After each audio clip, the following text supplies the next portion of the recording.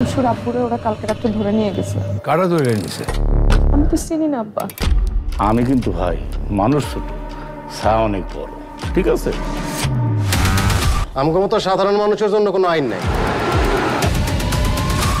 বললে বাড়াবাড়ি হবে না। নির্মাতা রায়হান রাফি সত্য ঘটনার অনুপ্রেরণায় সিনেমা নির্মাণে সফল। জানোয়ার, ফ্রাইডে, টান, খাঁচার ভেতর অচিন পাখির পর এবার সত্য ঘটনার ছায়াবলম্বনে তিনি নিয়ে এসেছেন আমলনামা। অল্প বিস্তর প্রায় সবাই জানেন।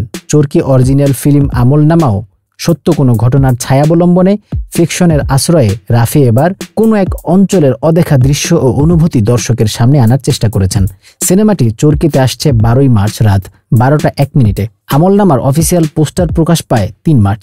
পোস্টারে সিনেমার চরিত্রের ছবি তো আছেই, কিন্তু তার পেছনে ঝাপসা অক্ষরে লেখা ক্রসফায়ার, বন্দুকযুদ্ধ, বিচার বহির্ভূত হত্যাকাণ্ড, এই শব্দগুলো। সেই থেকে দর্শকের ধারণা স্পষ্ট, আমলনামার গল্পও এগিয়েছে সেই পথেই। 8 মার্চ প্রকাশ পেয়েছে সিনেমাটির ট্রেলার। সেখানেও নানান ইঙ্গিত রয়েছে গল্পটির। ট্রেলারের শেষে ইমরান জামান চরিত্রটির কণ্ঠ শোনা যায়, কাউরে না কাউরে আমার লাগবে, ওপর থেকে প্রেসার আছে। এছাড়া ট্রেলারে কিছু বাক্য ব্যবহার করা হয়েছে এমন: মধ্যরাতে সাদা পোশাকে যাদের নিয়ে যায় ধরে, তাহারা কি সবাই আবার ফিরে আসে ঘরে?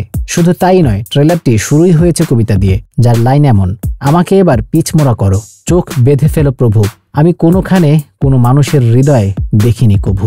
কামরুজ্জামান কামুর কবিতা থেকে এই লাইন দুটি নেওয়া হয়েছে। মজার বিষয় হলো, ট্রেলারের জন্য আবৃত্তি করেছেন কবি নিজেই। সিনেমাটিতে তিনিই অভিনয় করেছেন।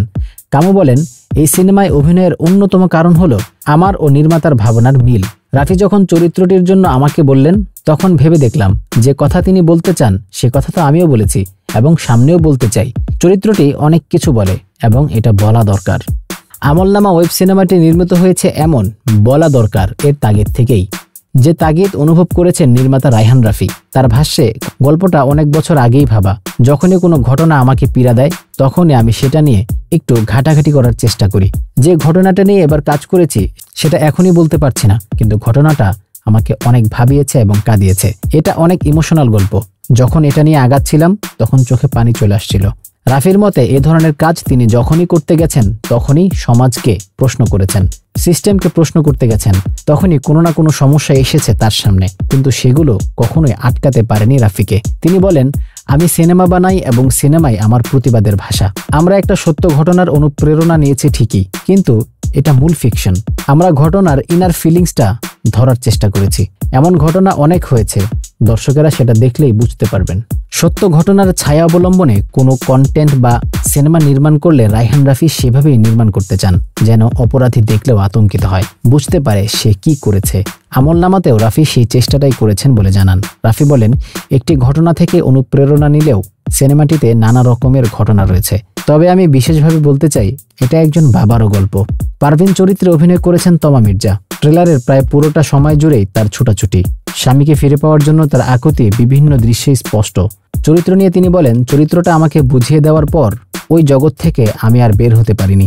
আমার মনে হচ্ছিল যে চোখের সামনে সব ঘটছে। খুবই বাস্তবধর্মী একটি চরিত্র, এবং চরিত্রটির যে টেনশন সেটা দর্শকদেরও চিন্তিত করে তুলবে বলে আমার মনে হয়। সিনেমায় ইমরান জামানের চরিত্রে অভিনয় করেছেন জাহিদ হাসান। তিনি একজন পুলিশ সদস্য। তার স্ত্রী চরিত্রে অভিনয় করেছেন শারিকা সাবরিন। সিনেমায় আরেকটি পরিবারে দেখা যাবে কামরুজ্জামান, কামু ও তমা মির্জাকে। গাজী রাকায়েত, গীতাশ্রী চৌধুরী, হাসনাত রিপন, জান্নাতুল মাওয়া ঝিলিক, একে আজাদ সেতু এবং ইয়ানা আরজা অভিনয় করেছেন সিনেমায়। রায়হান রাফির গল্পে আমলনামার চিত্রনাট্য করেছেন রায়হান রাফি ও এস এম নজরুল ইসলাম, এবং সিনেমায় পারভিন চরিত্রে অভিনয় করেছেন তমা মির্জা।